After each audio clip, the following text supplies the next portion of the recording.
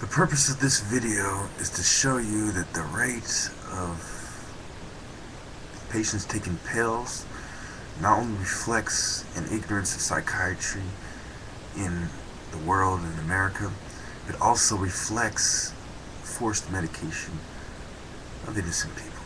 Now, I'd like to start with 1 Peter 5:6. Humble yourselves, therefore, under God's mighty hand, that he may lift you up in due time. Cast all your anxiety on him, because he cares for you. So it says, cast all your anxiety on him, because he cares for you. Now, we're doing readings. Now let's read from the Unholy Bible, the psychiatric manuals, and the psychiatric's own words. But yet, this is where I agree with them, because even shrinks, who are almost always wrong, every once in a while say something that's right. So we go to mentalhealthabout.com, library Psy 0101 BLBDDX 0101.htm. Now, Washington, D.C. Misdiagnosis or incomplete diagnosis of bipolar disorder is extensive among psychiatric patients, according to a study published in the January 2001 Journal of Psychiatric Services. Psychiatrists who reconsider diagnosis in overlapping areas of bipolar depression, major depression, and other disorders are more likely to make correct diagnosis, according to the study. Okay, so they can't make up their mind about what to do. As we go down further in the article goes on to say, the study indicates that current limitations of diagnostic tools and resources result in patients who are treated with antidepressants without the benefit of mood stabilizers. So, they're like, okay, we're misdiagnosing people, we're giving them the wrong medication. Right there. Now, if you look at, when it goes on to the end, to say that one of the sources is Strategies to Reduce Misdiagnosis of Bipolar Depression by Charles L. Bowden, M.D., Journal of Psychiatric Services. Okay? So now we go on to the next source. There's so many sources that I just started, I'm just going to bookmark them instead of taking notes for a while.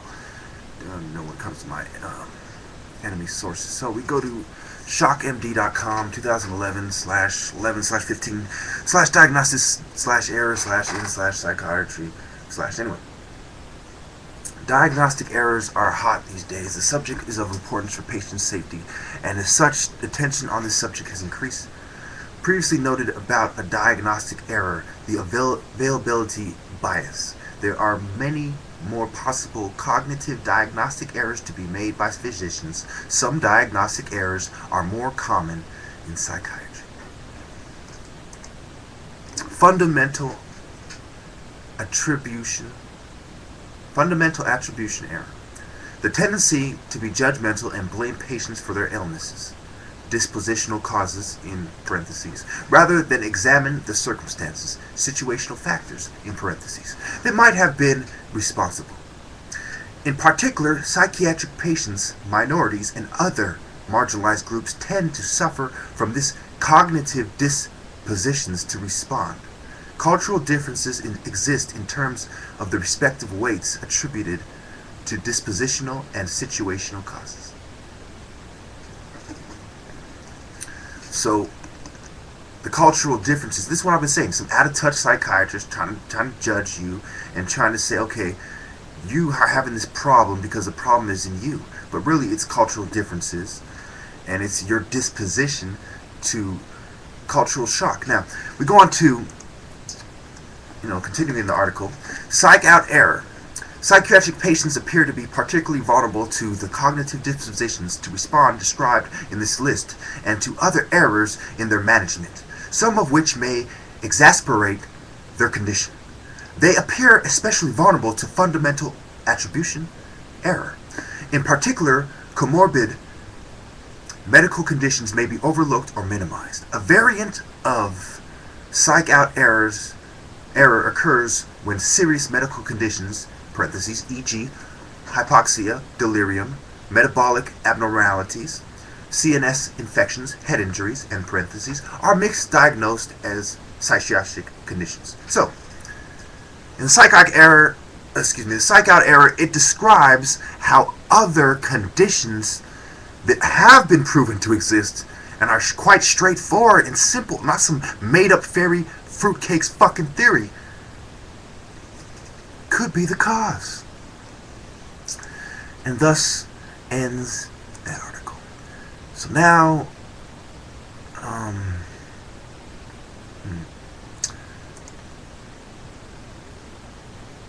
now we go to the next article I'd like to bring to your attention. Journals.lww.com, Practical Psychiatry, Abstract 2011/03,000/identifying _and_reducing medication, and on and on and on. You know, you can find the article from there.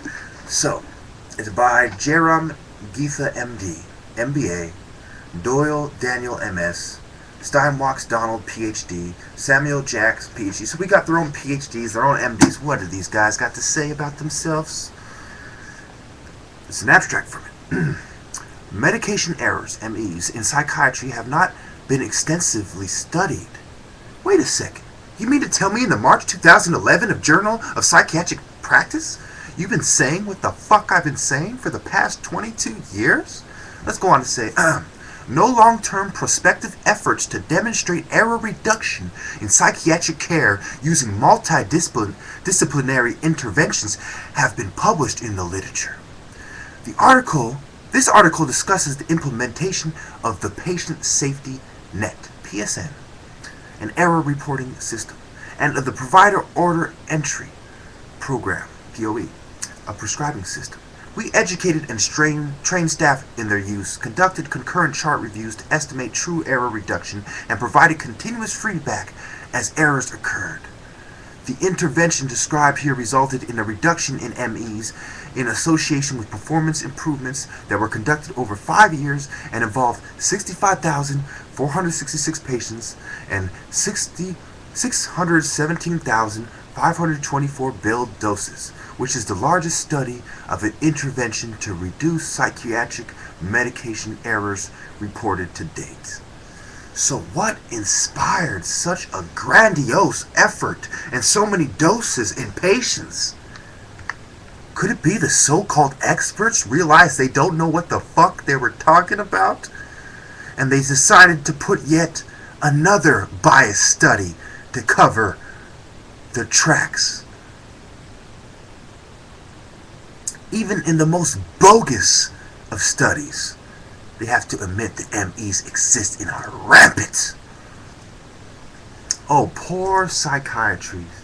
Poor demon psychiatrists. Not only do you have to go against me, you have to go against the people. You have to go against the Bible and God Himself. And of course, for those infidels who that's not enough, they gotta go against common sense. No wonder they gotta force so many people to take things like electrical shock therapy. They admit some of the most commonly diagnosed things, mental disorders, which are medicated and prescription drugs are given. They admit that these have no basis in reality. That not only are errors in prescription coming about a rate of 3 in 1,000, but you got to worry about errors in MEs and errors in the physician's diagnosis. Psychiatry is a great fraud. It makes Bernie Madoff's Ponzi scheme seem like a Girl Scout